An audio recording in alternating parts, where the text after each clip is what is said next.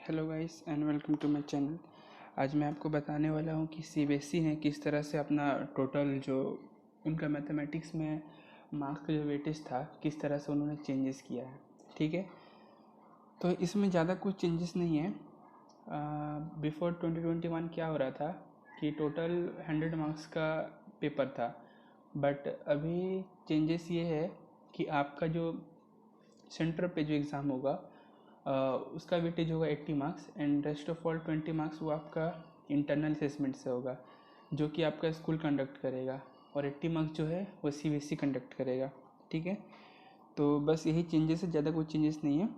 Marks का भी मैं आपको वेटेज सारा बताऊंगा, तो स्टे ट्यून, देखते रहिए।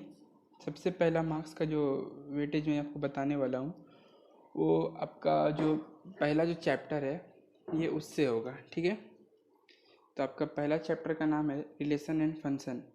ठीक है, तो रिलेशन एंड फंक्शन से कितने मार्क्स है, क्या आने वाला है, वो मैं आपको बताने वाला हूँ। ठीक है, तो रिलेशन एंड फंक्शन से आपका आएगा टोटल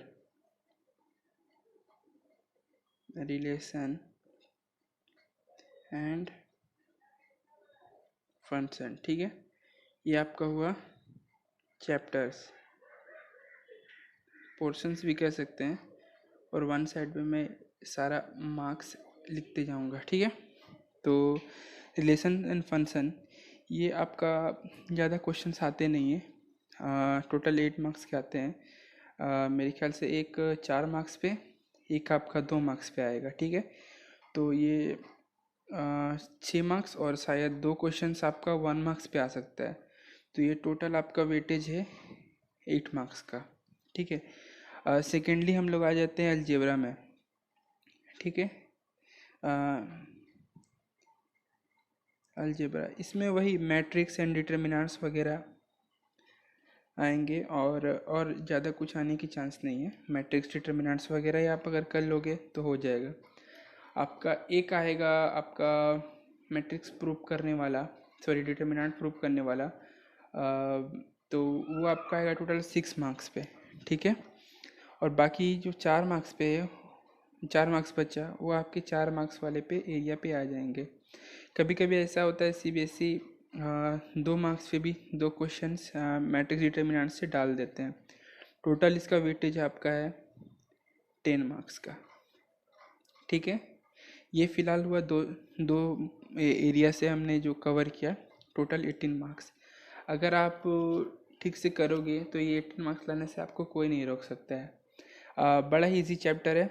अब मतलब इतना इजी है कि आप इसे मतलब सॉल्व करने में आपको ज़्यादा टाइम नहीं लगेगा वहाँ पे। तो ये आपका 18 मार्क्स का एरिया आपने कवर किया।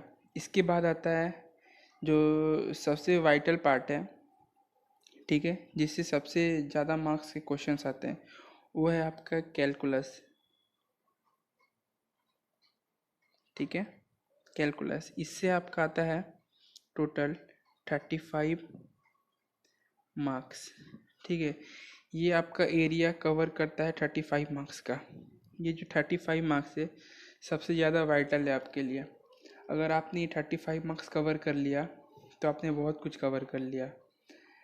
मैं ऐसा क्यों कह रहा हूँ, क्योंकि ये जो मतलब मैथमेटिक्स 12 का जो मैथमेटिक्स है, इसका सबसे बड़ा और सबसे कहूँ तो टफ चैप्टर जो है वो कैलकुलस के अंडर से ही आता है। डिफरेंशिएशन इंटीग्रेशन, ये दो जो चैप्टर है, इंटीग्रेशन डिफरेंशिएशन, ये सबसे ज़्यादा वेटेज रखने वाला चैप्टर्स है, और सीबीएसई क्लास 12 मैथमेटिक्स का ये दो सबसे बड़े चैप्टर्स है। ठीक है, इसके बाद हम लोग आते हैं जो चौथा है वो है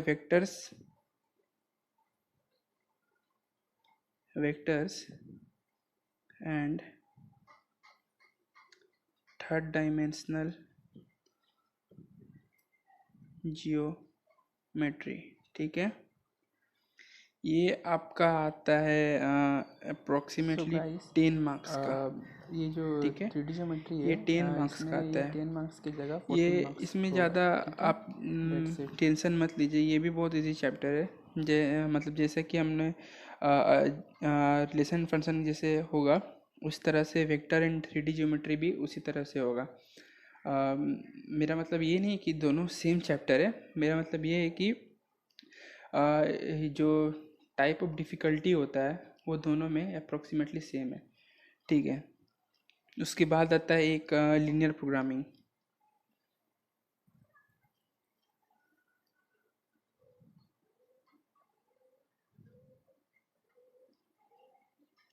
लीनियर प्रोग्रामिंग, ठीक है।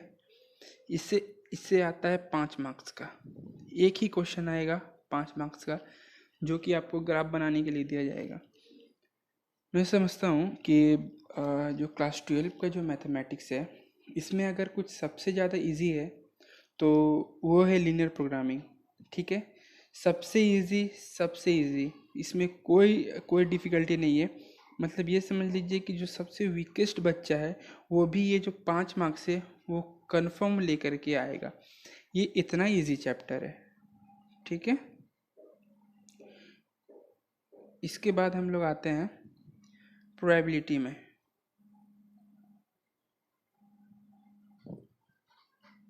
इसमें से आएगा आपका 8 मार्क्स का, ये लास्ट है।